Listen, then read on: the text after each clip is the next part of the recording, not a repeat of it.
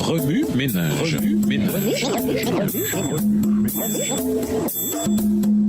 Bienvenue dans votre émission Remue ménage. Voilà la leçon 9 qui va du 20 au 26 août.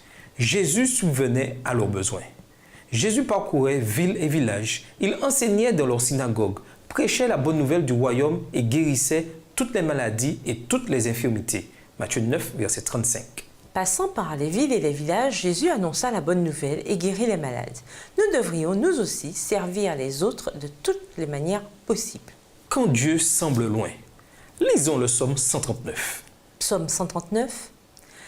Éternel, tu me sondes et tu me connais. Tu sais quand je m'assieds et quand je me lève, tu pénètres de loin ma pensée.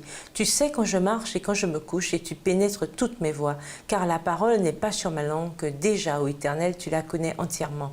Tu m'entoures par derrière et par devant et tu mets ta main sur moi. Verset 6. Une science aussi merveilleuse est au-dessus de ma portée. Elle est trop élevée pour que je puisse la saisir. Où irais-je loin de ton esprit et où fuirais-je loin de ta face? Si je monte aux cieux, tu y es. Si je me couche au séjour des morts, t'y voilà. Si je prends les ailes de l'aurore et que j'aille habiter à l'extrémité de la mer, là aussi ta main me conduira et ta droite me saisira. Verset 11. Si je dis au moins les ténèbres me couvriront, la nuit devient lumière autour de moi. Même les ténèbres ne sont pas obscures pour toi. La nuit brille comme le jour et les ténèbres comme la lumière. C'est toi qui as formé mes reins, qui m'as tissé dans le sein de ma mère. Je te loue de ce que je suis une créature si merveilleuse. Tes œuvres sont admirables et mon âme le reconnaît bien. Mon corps n'était point caché devant toi lorsque j'ai été fait dans un lieu secret, tissé dans les profondeurs de la terre. Verset 16. Quand je n'étais qu'une masse informe, tes yeux me voyaient, et sur ton livre étaient tous inscrits les jours qui m'étaient destinés avant qu'aucun d'eux existât. Que tes pensées, ô Dieu, me semblent impénétrables, que le nombre en est grand. Si je les compte, elles sont plus nombreuses que les grains de sable. Je m'éveille et je suis encore avec toi. Ô Dieu, puisses-tu faire mourir le méchant, homme de sang, éloignez-vous de moi. Ils parlent de toi d'une manière criminelle. Ils prennent ton nom pour mentir, eux, tes ennemis. Verset 21. Éternel, n'aurais-je pas de la haine pour ceux qui te haïssent, du dégoût pour ceux qui s'élèvent contre toi? Je les hais d'une parfaite haine, ils sont pour moi des ennemis. Sonde-moi, ô Dieu, et connais mon cœur. Éprouve-moi et connais mes pensées. Regarde si je suis sur une mauvaise voie et conduis-moi sur la voie de l'éternité. Quand Dieu semble loin, devinez qui a bougé. Je me souviens d'une discussion avec un ami qui se remettait lentement d'une rupture. Pourquoi moi? Pourquoi maintenant? Comment n'ai-je pas prévu le coup? C'est ce qu'il se demandait tous les soirs avant de s'endormir dans son magnifique appartement qui avait été choisi pour deux et pour une famille plus tard. J'ai essayé de consoler mon ami du mieux possible, mais rien ne marchait. À court d'options, j'ai cité quelques versets bibliques et il m'a répondu sèchement. « Perds pas ton temps, je ne crois pas en Dieu, je suis athée. Et même si Dieu existait, il n'aurait pas permis que ce malheur m'arrive. » Cet événement m'a aidé à comprendre combien une vie sans Dieu peut être vide. Je me suis mis à réfléchir au psaume 139. Ce psaume présente de façon magnifique combien Dieu nous a cherchés et nous connaît. Il sait quand nous nous asseyons et quand nous nous levons. Il perçoit nos pensées de loin et voit quand nous marchons et nous couchons. Il sait tout ce que nous faisons. La parole n'est pas encore arrivée à nos lèvres qu'il sait déjà tout ce que nous allons dire. Cependant, croire en Dieu ne nous immunise pas contre les douleurs et les tentations de monde coupable. Songez à ces épisodes où vous pensiez que c'était la fin du monde à cause de vos épreuves. À ces moments-là, jusqu'où vous êtes-vous éloigné de Dieu? N'est-ce pas une double norme que de chanter des louanges à Dieu quand tout va bien, mais de nous sentir tout seuls dès que les choses tournent au vinaigre? Dieu s'intéresse davantage à changer votre destinée que votre situation. Et oui, ceci peut parfois signifier de marcher dans les vallées de la vie. Joseph fut vendu comme esclave pour pouvoir libérer une nation des années plus tard. David dut faire l'expérience de la trahison de Saül pour être appelé un homme selon le cœur de Dieu. Cependant, Dieu fut avec Joseph et David. Et il est toujours avec vous. Voici donc la vraie question. Quelle est cette chose contre laquelle vous luttez, cette chose qui vous fait sentir que tout est perdu? Sachez que Dieu veut non seulement vous aider à traverser cette épreuve, mais aussi vous faire grandir par elle.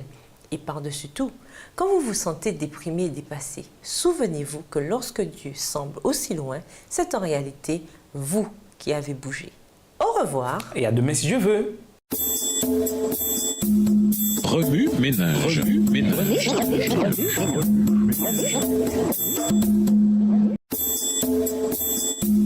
Remue ménage. Remue ménage. Bienvenue dans votre émission. Remue ménage. Nous voilà au dimanche 21 août, la Servolution. La Servolution commence. Lisons Ésaïe 61, les versets 1 et 2. Ésaïe 61, les versets 1 et 2. L'Esprit du Seigneur, l'Éternel, est sur moi, car l'Éternel m'a oint pour porter de bonnes nouvelles aux malheureux. Il m'a envoyé pour guérir ceux qui ont le cœur brisé, pour proclamer aux captifs la liberté et aux prisonniers la délivrance, pour publier une année de grâce de l'Éternel et un jour de vengeance de notre Dieu, pour consoler tous les affligés. Jésus proclama l'évangile du royaume par la prédication, l'enseignement et la guérison. Matthieu 9, le verset 35. En faisant le bien et en délivrant tous ceux que le diable opprimait, acte 10, le verset 38, il accomplit la prophétie d'Ésaïe 61, les versets 1 et 2. Une prophétie disant qu'il proclamerait la bonne nouvelle aux pauvres par l'onction du Saint-Esprit. Or, cette bonne nouvelle se manifestait aussi dans sa vie de service.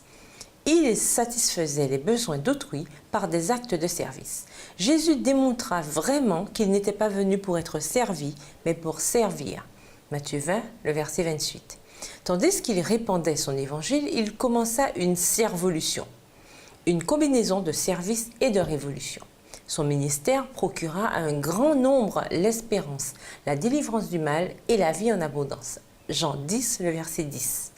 Le service compatissant de Jésus déclencha une servolution pour le royaume de Dieu, laquelle est toujours en quête d'ouvriers pour moissonner les champs. Matthieu 9, les versets 35 à 38. Satisfaire les besoins du corps. Lisons Marc 10 et versets 46 à 52. Marc 10, les versets 46 à 52. Ils arrivèrent à Jéricho, et lorsque Jésus en sortit avec ses disciples et une assez grande foule, le fils de Timée, Bartimée, mendiant aveugle, était assis au bord du chemin. Il entendit que c'était Jésus de Nazareth, et il se mit à crier « Fils de David, Jésus, aie pitié de moi !» Plusieurs le reprenaient pour le faire taire, mais il criait beaucoup plus fort. « Fils de David, aie pitié de moi !» Jésus s'arrêta et dit « Appelez-le. » Ils appelèrent l'aveugle en lui disant « Prends courage, lève-toi, il t'appelle. » L'aveugle jeta son manteau et se levant de bond, vint vers Jésus. Jésus, prenant la parole, lui dit « Que veux-tu que je te fasse ?» « Rabouni, lui répondit l'aveugle, que je recouvre la vue. » Et Jésus lui dit « Va, ta foi t'a sauvé. » Aussitôt, il recouvra la vue et suivit Jésus dans le chemin. Selon les évangiles, le ministère de la guérison constituait une partie importante de l'œuvre de Jésus. Le Seigneur était tout à fait disposé à être interrompu par Bartimée, l'aveugle, Marc 10, versets 46 à 52, et à être touché par une femme affligée d'une perte de sang. Il a guéri et consolida sa foi, Marc 5, versets 25 à 34. À la piscine de Bethesda, Jésus aperçut parmi la foule un paralytique et ranima ses membres, Jean 5, versets 1 à 9. Même si les Juifs se plaignaient constamment de ce qu'ils transgressaient les lois humaines entourant le sabbat, Jean 5, versets 9 à 11, il redonna la santé au corps du pauvre homme. Après un sabbat fertile en événements, il continua de servir toute la soirée, guérissant et restaurant les malades qui s'étaient rassemblés à la porte. Marc 1, versets 32 à 34. Jésus ressuscita aussi la fille de 12 ans de Jairus. Marc 5, versets 35 à 43. Ces exemples du ministère de guérison de Jésus auprès de la communauté constituaient vraiment une bonne nouvelle. Satisfaire les besoins du cœur. Lisons Marc 2, les versets 1 à 12. Marc 2, les versets 1 à 12. Quelques jours après, Jésus revint à Capernaum. On apprit qu'il était à la maison. Et il s'assembla un si grand nombre de personnes que l'espace devant la porte ne pouvait plus les contenir. Il leur annonçait la parole. Des gens vinrent à lui, amenant un paralytique porté par 4 hommes. Comme ils ne pouvaient l'aborder à cause de la foule, ils découvrirent le toit de la maison où il était, et ils descendirent par cette ouverture le lit sur lequel le paralytique était couché. Jésus, voyant leur foi, dit au paralytique, « Mon enfant, tes péchés sont pardonnés. » Il y avait là quelques scribes qui étaient assis et qui se disaient au-dedans d'eux, « Comment cet homme parle-t-il ainsi? Il blasphème. Qui peut pardonner les péchés si ce n'est Dieu seul ?» Verset 8. Jésus, ayant aussitôt connu par son esprit ce qu'ils pensaient au-dedans d'eux, leur dit « Pourquoi avez-vous de telles pensées dans vos cœurs? Lequel est le plus aisé de dire au paralytique « Tes péchés sont pardonnés » ou de dire « Lève-toi, prends ton lit et marche ».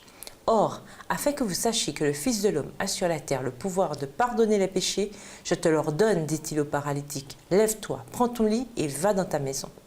Et à l'instant, il se leva, prit son lit et sortit en présence de tout le monde, de sorte qu'ils étaient tous dans l'étonnement et glorifiaient Dieu, disant, nous n'avons jamais rien vu de pareil.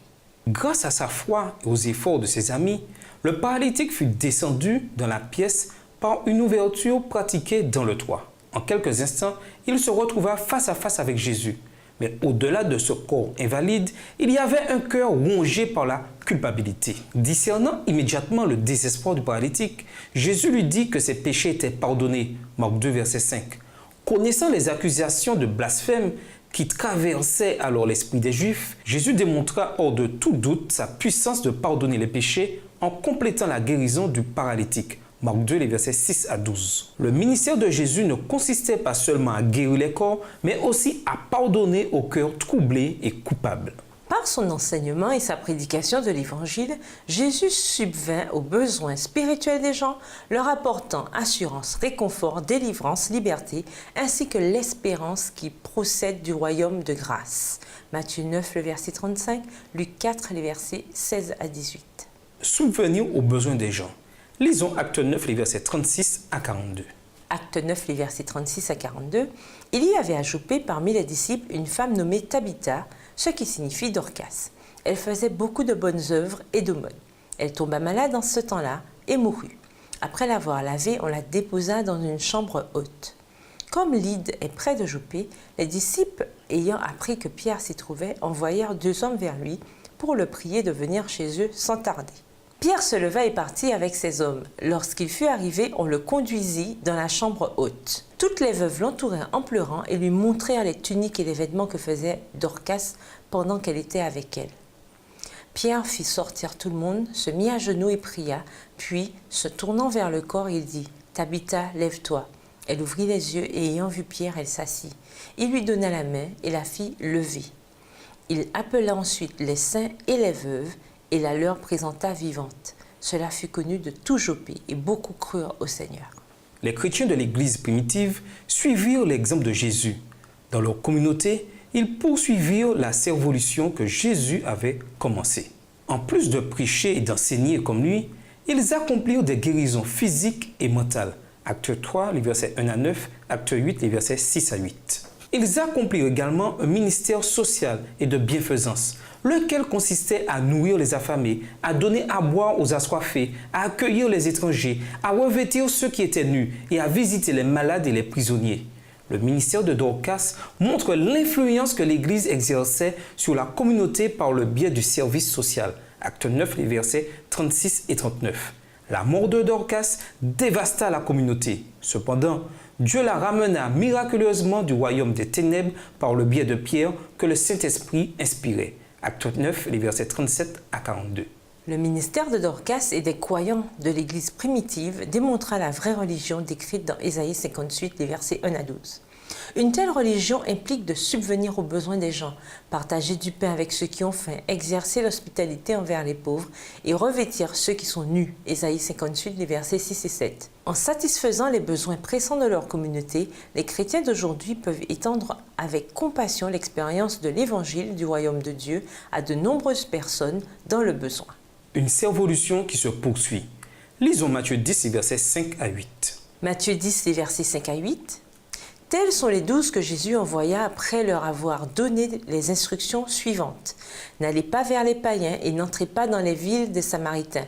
Allez plutôt vers les brebis perdues de la maison d'Israël. Allez prêcher et dites, le royaume des cieux est proche. Guérissez les malades, ressuscitez les morts, purifiez les lépreux, chassez les démons. Vous avez reçu gratuitement, donnez gratuitement. Dans le livre Companion to the Poor, Vive Grigg écrivit: Jésus se dirige toujours là où se trouve le besoin le plus urgent. Là où règne la souffrance, il pense les plaies. Sa compassion le pousse éternellement vers le besoin humain. Jésus envoya ses disciples pour qu'ils subviennent aux besoins de la personne tout entière, physique, spirituelle et sociale. Matthieu 10, versets 5 à 8, Jean 20, verset 21. C'est ainsi qu'il établit le fondement d'une révolution sociale qui a la puissance de transformer le monde. Si c'était ça la mission de Jésus, alors c'est aussi celle de tous ceux qui prétendent le suivre. En tant que sel de la terre, Matthieu 5, le verset 13, Luc 14, les versets 34 et 35, les chrétiens sont appelés à se mêler aux habitants de la communauté et à gagner leur confiance en satisfaisant sincèrement leurs besoins réels.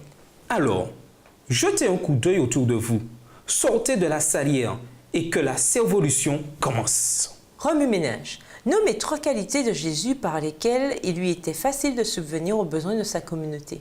Quels sont les 3 besoins les plus urgents de votre communauté? Notez un besoin physique, un besoin social et un autre besoin tiré de n'importe quel aspect pertinent de la vie communautaire. Quelles choses pratiques pouvez-vous faire avec votre Église pour subvenir aux besoins pressants de votre communauté? Faites une liste et dressez un plan d'action pour lancer une servolution dans votre communauté. Au revoir Et à demain si je veux. Remue-ménage. Remue-ménage.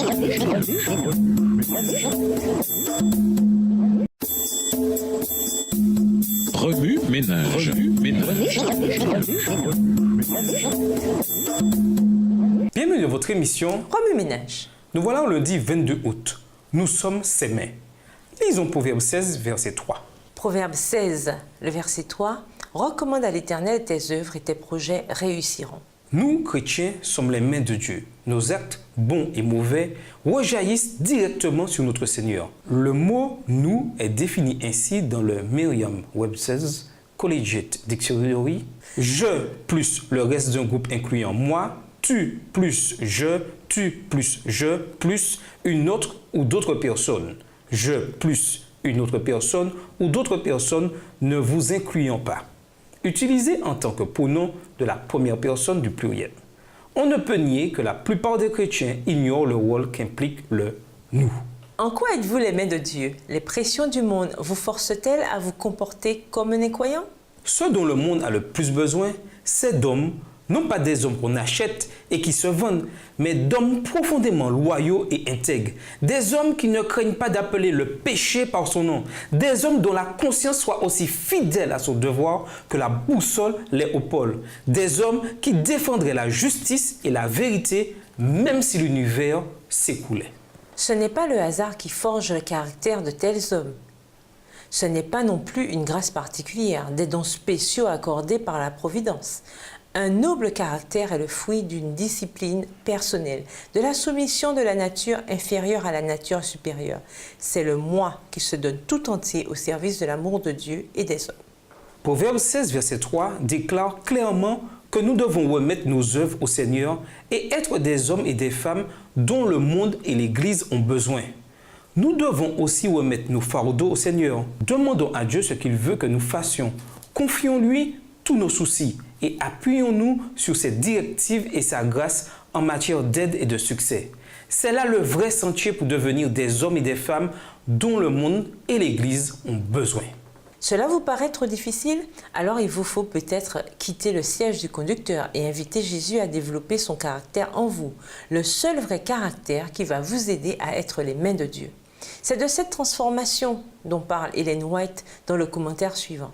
La Bible compare à une naissance la transformation du cœur par laquelle nous devenons enfants de Dieu. Son message explique qu'une humble simplicité caractérisait la vie du Christ. Cependant, sa mission était infiniment exaltée. Jésus est notre exemple en toutes choses. Notre mission consiste, à l'instar de la sienne, à être les mains de Dieu. Remue-ménage, être les mains de Dieu, qu'est-ce que ça signifie pour vous?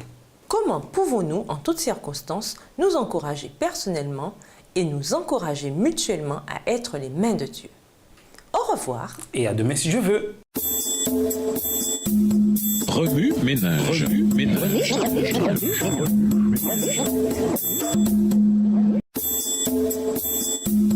Remue-ménage. Remue-ménage.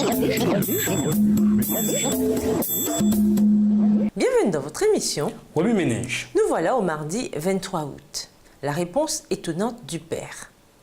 Lisons Genèse 5, le verset 29. Genèse 5, verset 29. Il lui donna le nom de Noé en disant « Celui-ci nous consolera de nos fatigues et du travail pénible de nos mains. provenant de cette terre que l'Éternel a maudite. Lorsque John demanda sa petite amie en mariage, elle ne répondit pas. Comme ce n'était pas la réaction à laquelle il s'attendait, il devint confus. Cependant, il était fier de son coup et son amour pour elle s'accentua en dépit de sa réaction négative. Néanmoins, il décida de parler de cette situation à son père, un homme craignant Dieu. « Papa, j'ai demandé Barbara en mariage, dit-il fièrement.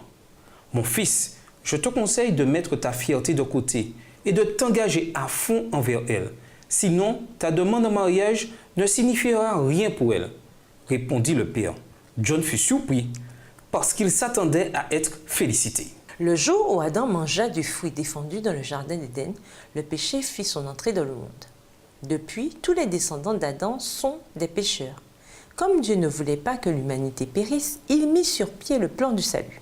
Car Dieu a tellement aimé le monde qu'il a donné son Fils unique afin que quiconque croit en lui ne soit pas perdu, mais qu'il ait la vie éternelle. Jean 3, le verset 16. Ce plan du salut que Dieu donna à Adam et à Ève devint l'espoir des générations successives. Les chrétiens du monde entier continuent d'attendre avec impatience le jour où leurs fardeaux seront enlevés et où ils entreront dans le royaume des cieux, où la pauvreté et le malheur seront choses du passé. Genèse 5, verset 29, Ésaïe 9, les versets 6 et 7, Luc 2, les versets 25 à 32. Au fil des générations, Dieu a envoyé le Saint-Esprit et ses prophètes pour avertir les êtres humains de délaisser leur voie coupable et d'accepter le salut en Jésus-Christ.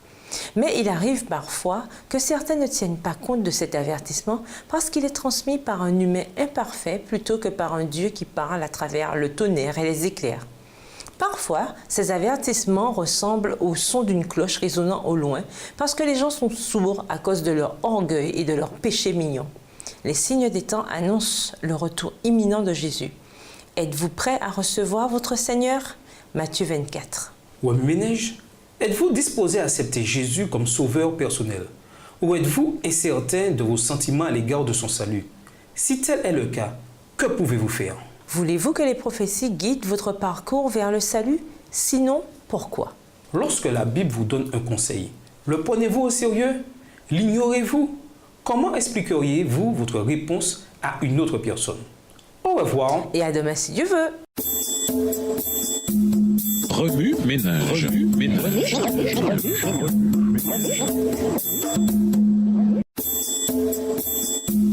Remue ménage. Remue ménage. Bienvenue dans votre émission. Remue ménage. Nous voilà au mercredi 24 août. Ouvrez votre amour à quelqu'un d'autre. Lisons Jean 13, versets 34 et 35. Jean 13, versets 34 et 35. Je vous donne un commandement nouveau. Aimez-vous les uns les autres comme je vous ai aimé. Vous aussi, aimez-vous les uns les autres. À ceci, tous connaîtront que vous êtes mes disciples si vous avez de l'amour les uns pour les autres. Si nous aimions notre prochain comme nous-mêmes, si nous faisions aux autres ce que nous voulons qu'ils nous fassent, combien le monde s'en porterait mieux? Cette simple pensée est vivifiante. Aujourd'hui, les défis de la vie nous lancent sur le sentier de la concurrence et nous poussent à mener une existence indépendante. Un sentiment domine. Mes chances d'obtenir quelque chose sont réduites par ceux qui ont ce quelque chose. C'est un peu comme Caïn qui tua Abel parce qu'Abel avait obtenu la bénédiction divine en raison de son obéissance, alors que sa propre désobéissance le priva d'une telle bénédiction. Caïn aurait aussi obtenu cette bénédiction s'il avait marché dans le droit sentier. De même, si nous sommes à l'affût des nombreuses occasions de nous aimer les uns les autres, nous recevons l'amour en abondance. Voici donc quelques suggestions sur la façon de prendre soin des autres. Premièrement, accomplissez de simples actes de bonté. Chaque jour qui passe nous donne des occasions d'exprimer notre amour pour les autres. Ces expressions n'ont pas besoin d'être spectaculaires. Elles peuvent être ce que vous faites quand une occasion se présente d'elle-même, telle qu'ouvrir une porte pour laisser passer une autre personne. Deuxièmement, profitez de la récompense. Prenez plaisir à exprimer votre amour pour les autres de différentes manières. Troisièmement, ne mesurez pas. Il ne vous appartient pas de tenir un registre sur la façon dont vous avez exprimé votre amour pour les autres. Certains ne vous rendront pas l'amour pour l'amour, mais qu'importe. Ce qui compte, c'est que cet amour envers les autres va les rendre meilleurs, et vous aussi. Jean 13, verset 34 dit clairement que nous devons nous aimer les uns les autres. comme le Christ nous a aimés. Avant de mettre en doute ce qu'une personne a fait pour vous ou de ruminer un traitement injuste envers vous, passez en revue ce que vous faites vous-même aux autres. Aimez les autres plus que vous n'aimez votre personne et bientôt, l'effet cumulatif de cet amour vous rattrapera. Si Dieu nous a aimés assez pour nous envoyer son Fils unique, qui sommes-nous pour ne pas aimer les autres au maximum de nos capacités? Remue-ménage, pourquoi nous est-il difficile de regarder au-delà de nous-mêmes en aimant les autres? De quelle façon pouvez-vous manifester votre amour pour les autres au quotidien? Au revoir. Et à demain si Dieu veut. Remue-ménage. Remue-ménage.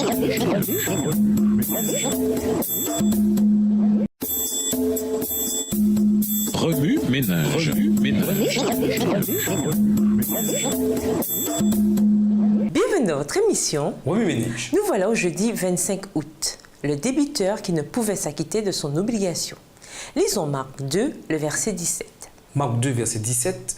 Ce que Jésus ayant entendu, il leur dit, ce ne sont pas ceux qui se portent bien qui ont besoin de médecins, mais les malades. Je ne suis pas venu appeler des justes, mais des pécheurs. Une année, à l'école secondaire adventiste Bugima, en Ouganda, un étudiant ne réussit pas à payer ses frais de scolarité.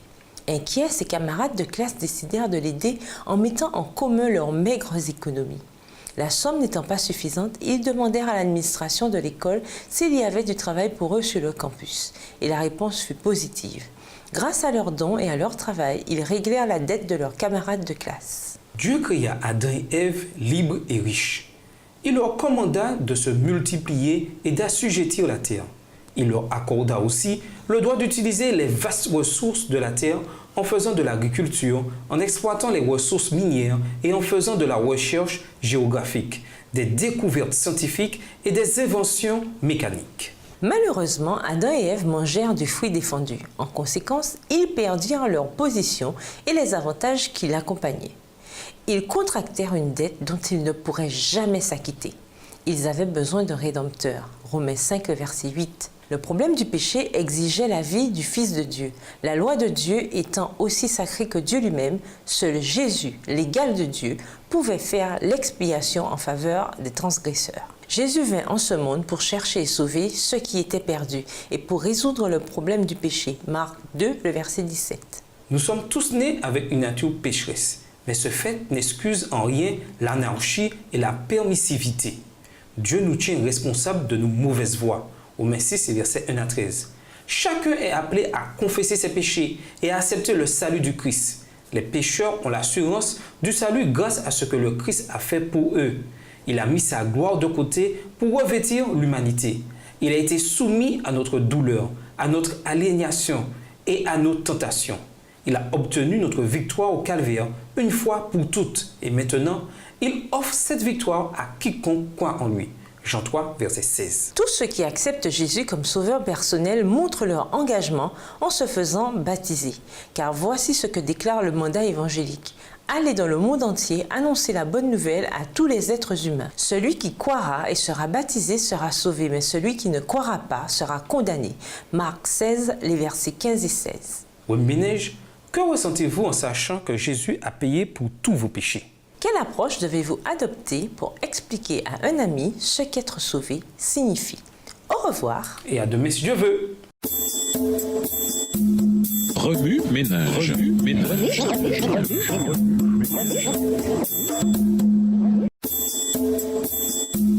Remue-ménage. Remue-ménage. Bienvenue dans votre émission. Remue-ménage. Nous voilà au vendredi 26 août. Serviteur au quotidien. Lisons Luc 10, les versets 25 à 37. Luc 10, les versets 25 à 37. Un docteur de la loi se leva et dit à Jésus pour l'éprouver, « Maître, que dois-je faire pour hériter la vie éternelle ?» Jésus lui dit, « Qu'est-il écrit dans la loi? Qui lis-tu » Il répondit, « Tu aimeras le Seigneur ton Dieu de tout ton cœur, de toute ton âme, de toute ta force et de toute ta pensée, et ton prochain comme toi-même. » « Tu as bien répondu, lui dit Jésus, fais cela et tu vivras. » Mais lui, voulant se justifier, dit à Jésus, « Et qui est mon prochain ?» Jésus reprit la parole et dit, « Un homme descendait de Jérusalem à Jéricho. Il tomba au milieu des brigands qui le dépouillèrent, le chargèrent de coups et s'en allèrent, le laissant à demi-mort. » Verset 31. Un sacrificateur qui par hasard descendait par le même chemin, ayant vu cet homme, passa outre. Un lévite qui arriva aussi dans ce lieu, l'ayant vu, passa outre. Mais un samaritain qui voyageait, étant venu là, fut ému de compassion lorsqu'il le vit. Il s'approcha et banda ses plaies, en y versant de l'huile et du vin. Puis il le mit sur sa propre monture, le conduisit à une hôtellerie et prit soin de lui. Le lendemain, il tira 2 deniers, les donna à l'hôte et dit « Aie soin de lui, et ce que tu dépenseras de plus, je te le rendrai à mon retour. » Verset 36. Lequel de ces 3 te semble avoir été le prochain de celui qui était tombé au milieu des brigands? C'est celui qui a exercé la miséricorde envers lui, répondit le docteur de la loi. Et Jésus lui dit, va et toi, fais de même. Pour conclure, une étude adventiste à l'échelle mondiale effectuée en 2001 a révélé qu'environ 29% seulement des membres d'Église subviennent aux besoins de leur communauté. Pourtant, l'Église ne se résume pas à prêcher la vérité du salut par la foi. Selon Luc 4, versets 16 à 21, il consiste aussi à venir en aide aux pauvres, aux affamés, aux opprimés, aux malades et aux prisonniers. En réalité, Jésus focalisa son ministère sur les besoins des gens. Dans Luc 4, les versets 17 à 19, nous lisons sa déclaration de mission. Dieu m'a consacré pour apporter la bonne nouvelle aux pauvres. Il m'a envoyé pour proclamer la délivrance aux prisonniers et le don de la vue aux aveugles pour libérer les opprimés.